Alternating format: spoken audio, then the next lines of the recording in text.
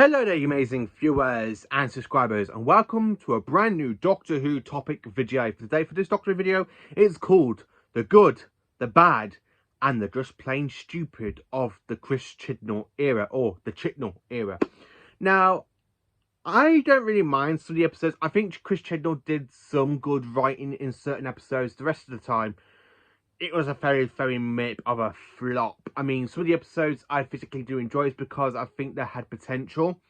Like The Woman Who Fell to Earth, I really think that had so much potential for the 13th Doctor, and then when you get to the Ghost moment, it all just falls flat on her face because she's too busy mannequin over the 10th and 11th Doctors. And Chris Chibnall's writing is not as good as it used to be. I love rewatching Torchwood. Torchwood is one of my favourite spin-off series for Doctor Who, and Chris Chibnall wrote a load of episodes for Torchwood. So when he was announced to be the next showrunner after Stephen Moffat, I thought, you know what, it's not going to be as bad as people make out to be, because Chris Chibnall did some writing for Torchwood, and I thought that'd be quite a good writer and show producer. But oh my god, what a pile of crap, eh? He pulled out of his arse when he was the showrunner for Doctor Who. So welcome to the good, the bad, and the just plain stupid, the Chris Chibnall era. So to talk about this video, I've kind of put some of these episodes in the good category, like the good episodes, then you got the bad episodes, and then we just got the plain stupid episodes, the ones that I think play with the canon so stupidly, and basically it's kind of not the fandom in different types of ways. Like, some people love it, some people hate it. You know what, hey presto, you know what, I kind of enjoyed the Chibnall era for what it tried to do in Series 11. I think Series 11 had a good remake of what they tried to do. No returning villains and characters and all new storylines, but done very badly. If you want something like that, go and watch like season 15, 16, season 16, with no returning villains, basically just all new villains like the Shadow, the Black Guardian, then of course the Pirate Captain, the woman from the Stones of Blood with the Ogrom people statue things, so on and so on and so on. So welcome, yeah. So anyway, I'm gonna be talking about the episodes what I think are the good episodes, then you got the bad episodes, and then you just got the ones that are just so plain stupid for the Chibnall era. Now, if you like the Chibnall era, that's okay. You know what, I like certain aspects of it. I mean, my favourite series of the Chibnall era is definitely Series 13, aka Flux, because I think the writing was so much better for the first two episodes and Village of the Angels. Then, of course, you do get some stupid moments, which I'll talk about when I get to the plain stupid episodes. So, the good episodes, Series 11. So, what episodes have I put here for good? So, for Series 11, I've actually only put 5 episodes for Series 11 out of basically 11. Yeah, 5 episodes out of 11. You can tell the rest are terrible. So anyway, the 5 episodes I've put for here, we have The Woman Who Fell to Earth, because I really think the Doctor had so much potential in this very first episode. Then, of course, we have Rosa. Again, a good historian episode. I mean, Doctor Who never really dabbed with the history properly in the modern era. Not like classic Who did. Yeah, okay, you did have like Fires of Pompeii for historian episodes. And then, of course, now and again you just get certain other ones. But yeah, I think Rosa was quite a good way to try and teach us about Black History Month, about how Rosa Parks tried to change the world for her black rights. Then of course we have Kablam. I love Kablam. Kablam's got to be my favourite episode out of Series 11 completely. Kablam, I really love rewatching that over and over and over again, because I think Kablam's just absolutely brilliant. I do like Kablam. Then, of course, we have the Witchfinders. Again, I love the Witchfinders, even though the Doctor is basically a woman now. Basically, she gets think that she's a witch and she gets dunked. You would not really see like Hartnell, Charlton, Pertwee, or Baker, or Davison, or Baker, McCoy, McGann, Eccleston, Tennant, and Smith, and Capaldi getting dunked because they think they're a witch. No, I love the fact how we have a woman Doctor. I love the way how the writing plays out this story, so she gets dunked, thinking that, oh yeah, she's a witch, when the Doctor's actually not a witch. But I kind of enjoyed the episode for what it was. And then, of course, we have Resolution. That brings one Dalek back, and it's a brand new Dalek we never knew of, the Reconnaissance Dalek. A Dalek that was sent out from Skaro way before the other Daleks, and it's actually quite good because, one, you can see how clever a Reconnaissance Dalek is more than the normal Daleks, because you don't really see that, like in the classics, you don't really see the Dalek mutate over human bodies and basically build itself a brand new casing, aka the Junkyard cheek version. But it's actually quite good, because I actually do like this one, even though you do have some stupid moments in it, like with the microwave and I put it on the Dalek case and the Dalek basically just blows up. Yeah. So, the good episodes to Series 12. Now, we've kind of got more episodes for Series 12, because Series 12 is where it does get good, but you still have so many stupid episodes, which I will get to, just the stupid ones. So, we have Spyfall, and I think this is a great introduction back to the Master. So, going all the way back to 2017, we all think Missy died because the Master basically shot himself. But then, in 2020, we had a new version of the Master. So the Master returned after 3 years and just one series. The Master returns. And it was a good reveal of the Master, because I absolutely love the way he goes, oh, that's why I chose it. And the way the Doctor goes, oh, he says, I'm her best enemy, otherwise known as the Master. I wasn't really expecting him to be the Master, and I just loved the way that reveal and the way he was working with the Karstavins. I think that's a good story, and that's a good run. That was actually written really well. Then, of course, we have Nikola Tesla's Nightmare of Terror, another kind of historian episode. It does kind of dive into the rival between Thomas Edison and Nicholas Tesla, and I think that's done so brilliantly and well done. There again, though, the alien part of it does seem a bit missed. So this episode is a kind of a like 50-50 episode. It's got some good moments, it's got some bad moments. Very 50-50. Really 50, it's like 50-50. So I do quite enjoy it. The aliens design, they remind me a little bit of the Rachnos, you know, the queen of them really remind me so much of the Rachnos, but the actual aliens themselves remind me of shapeshifting scorpions, and remind me a little bit of Lazarus, really, because when you watch Lazarus and the way he mutates into that monster, it always reminds me of a scorpion. So these creatures really do remind me of Lazarus in the way of like it looking like a scorpion. Then, of course, we have Fugitive of the Jadu, which basically I've had to put in good because I actually quite enjoyed that episode. One, it brings back the Jadu. We have the introduction to the Fugitive Doctor. Yeah, I know, most people don't like the Fugitive Doctor because it does mess up the Doctor's timeline, and I will get to that point, but I've had to put this episode in good category just because it's the return of the Jadu, and it doesn't really knock them down. It does something good with them instead of basically knocking them to be like a cameo or just, you know, they're just there not to be the part of it, but they're actually part of the story. Plus, we have the return of Captain Jack Harkness, which I never thought would be possible back in 2020. I never thought we would see John Bowman back as Captain Jack, but we did, and it was absolutely brilliant. Then, of course, we have, in next place, we have The Haunting of Philly Doty.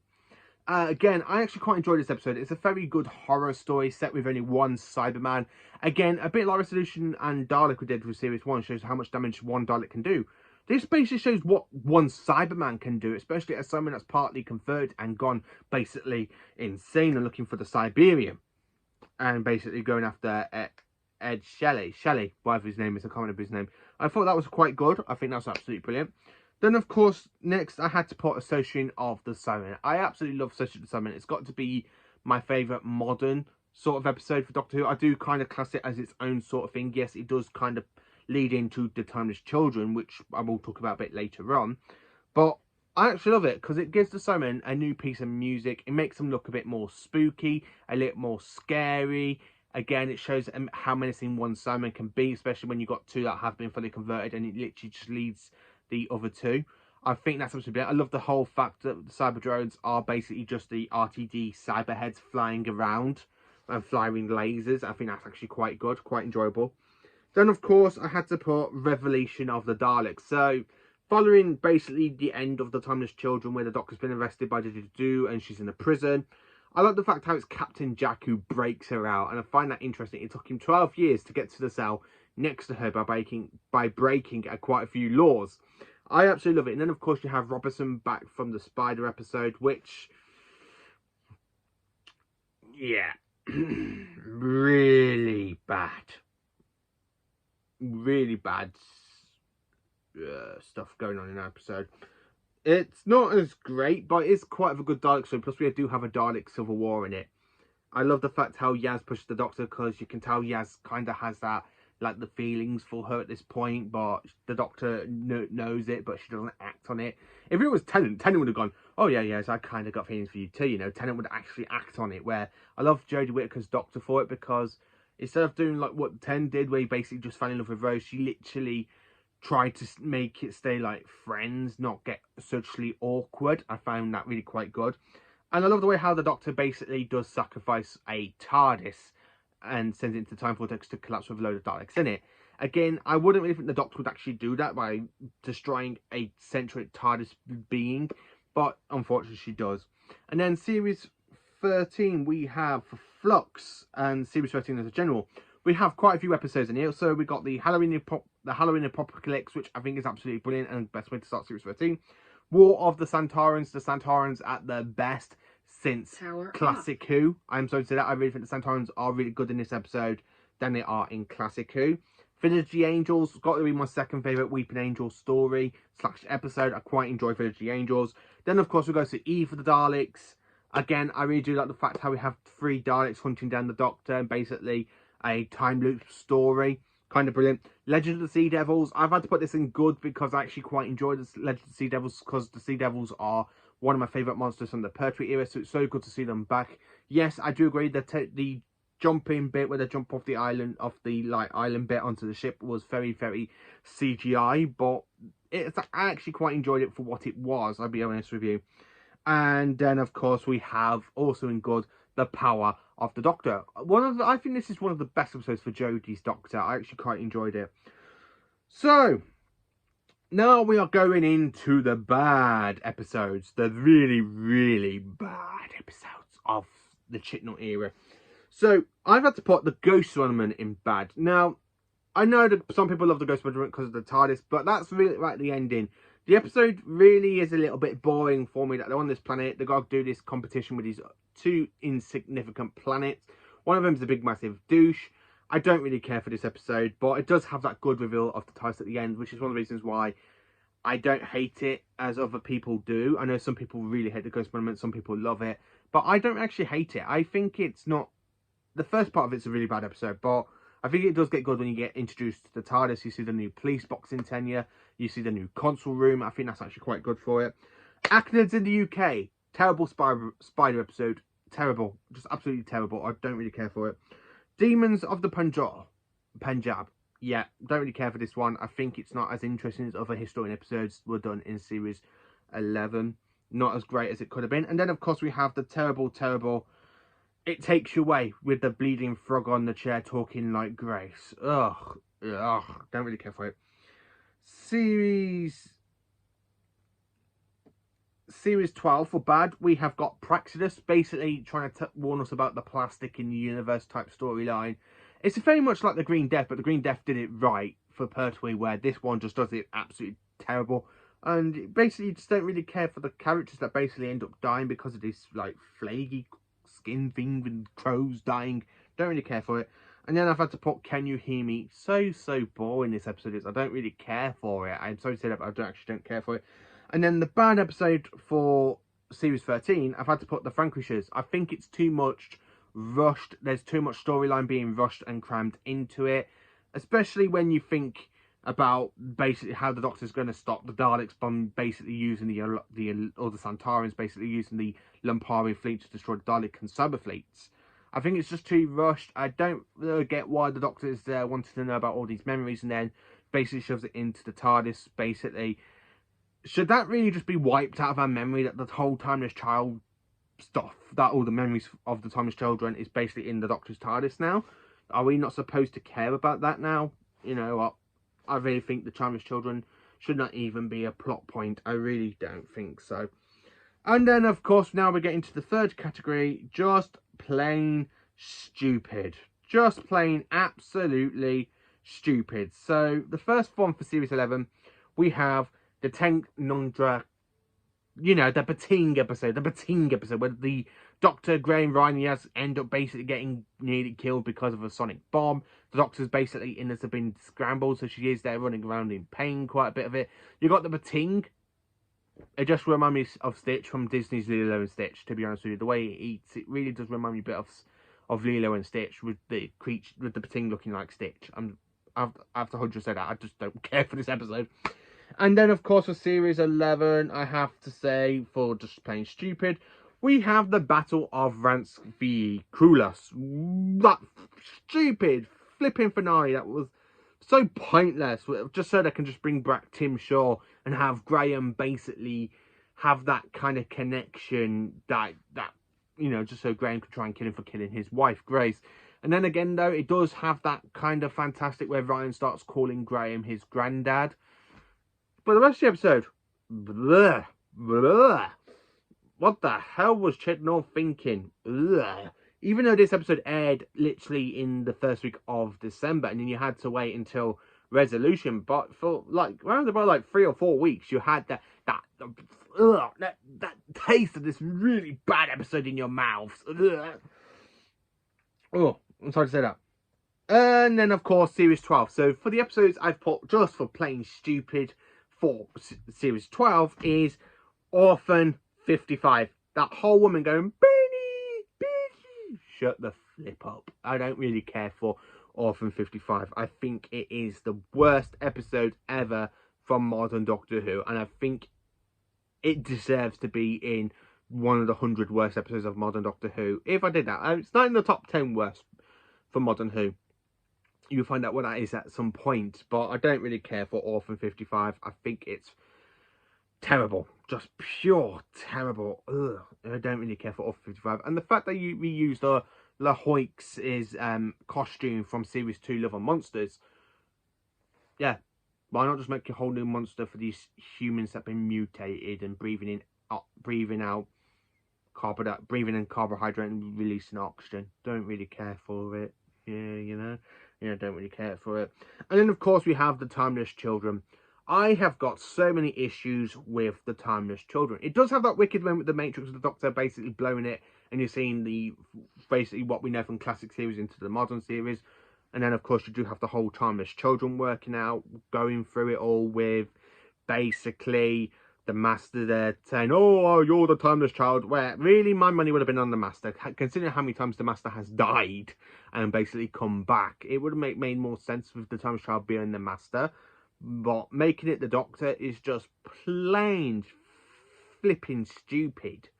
Really, it's just stupid. Again, the whole bit with the Time Lord, the Master killing all the Time Lords, and basically when he turns around to the Doctor and says, I roll out the red carpet for you because it is, do you know why it's red, Doctor? It's drenched in the blood of the Time Lords. Yawn. I don't see the point with Stephen Moffat basically bringing Gallifrey back in the Day of the Doctor and the Capaldi era just for Chibnall to go, I'm going to destroy Gallifrey again. Yeah, let's get the Master to destroy Gallifrey this time. Don't make no sense. And then again, how can the Time Lords still be converted into summon if they're dead and have the whole regeneration energy? I don't really care. I physically do not care. I think this episode is just plain stupid. Yes, I know what it was trying to go for, but it was just absolutely stupid because it does play around with the canon massively plays with the canon. Really badly plays with the canon. I'm sorry to say that, but it really does play with the canon really, really badly. It really does damage to the Cybermen as well. Which is why I'm hoping that when we do get a Cybermen episode with Ncuti Gatwa's Doctor, they don't team up with the Master. I want everything to end from the Chibnall era to end completely. I mean, the whole thing with the Timeless Child, I don't want that carrying on. I don't really want the Cybermen carrying on. I want the whole era just to be retconned out of existence. But that's not going to happen. So, yeah, the Timeless Child is basically still a thing. Yes, the whole storyline is basically stupid. The entire episode is just plain stupid. I don't really care for it. I'm just going to move on. I really don't care for it. And then, just for the plain stupid for Series 13, I've got Once Upon a Time and Survivors of the Flux. Episodes 3 and 5. I'm going to say one thing. What's the whole point with the Doctor going to Tectalum in that CGI effect thing and just to tell him, oh, I don't really need you yet. And then the next episode, oh yeah, I do need her. Capture the Doctor to the Weeping Angels. The Weeping Angels go and capture the Doctor. And then, of course, you have survivors of the Flux, basically, because the Doctor's with Tectalum. You've got Swarm and a Cell basically going over there to capture them and thinking that, oh, I'm going to kill you, Doctor, after everything you've done to me. The way how they kill Tectalum is very stupid. Why would you kill somebody off if they're most important to the Doctor with the whole timeless child? Again, this is the one thing that really bugs me about the timeless child. Why kill Tectalum when basically we just need answers to the timeless child story? Like, now, thank God that Russell T Davies is back. I'm quite looking forward to seeing what he's going to do with his new era of Doctor Who. I'm not really worried like I was like a year ago or 2 years ago when it was announced that he was taking over. I'm not as worried now as I was back then because I didn't want no lovey-dovey stuff. But you know what? After rewatching Series 1 and Series 4 basically last year, I'm kind of looking forward to seeing what Chibnall's going to do with the RTD era Phase 2. So that's really it for the episodes of Doctor Who, which is basically just the good, the bad, and the just plain stupid. The whole era itself, I really think it is a mess. Now, it's not Jodie Whittaker's fault. I think Jodie Whittaker had some good moments in certain episodes, like The Woman Who Fell to Earth, The Power of the Doctor, Associate of the Simon. That was kind of a good episode. The Haunting of Fidelity, again, Nicola Tillson's Nightmare of Terror, and The Witchfinders. I think she has some great potential and really good Doctorisms. But the rest of the era, it's not very much mirroring. Doesn't feel like it's a Doctor episode. It just feels like she's always one step behind what everything's going on. Where if you watch Hartnell's Doctor, Troughton's Doctor, Pertwee's Doctor, Baker's Doctor, Colin, P. Davis's Doctor, Colin Baker's Doctor, Sylvester McCoy's Doctor, they're always one step ahead. And even when you get to New Who with Eccleston, Tennant, Smith, and Capaldi, they are still one step ahead. Where Whittaker, it's always like she's that far behind. I just don't really care. So yeah, thank you for watching this video. Let me know in the episodes what do you think of. Let me know in the comment below what do you think of the Chibnall era. Do you think are the good, the bad, and just the plain stupid episodes from the Chibnall era? Thank you for watching. Please do like, subscribe, and share, and join for more awesome Doctor Who content.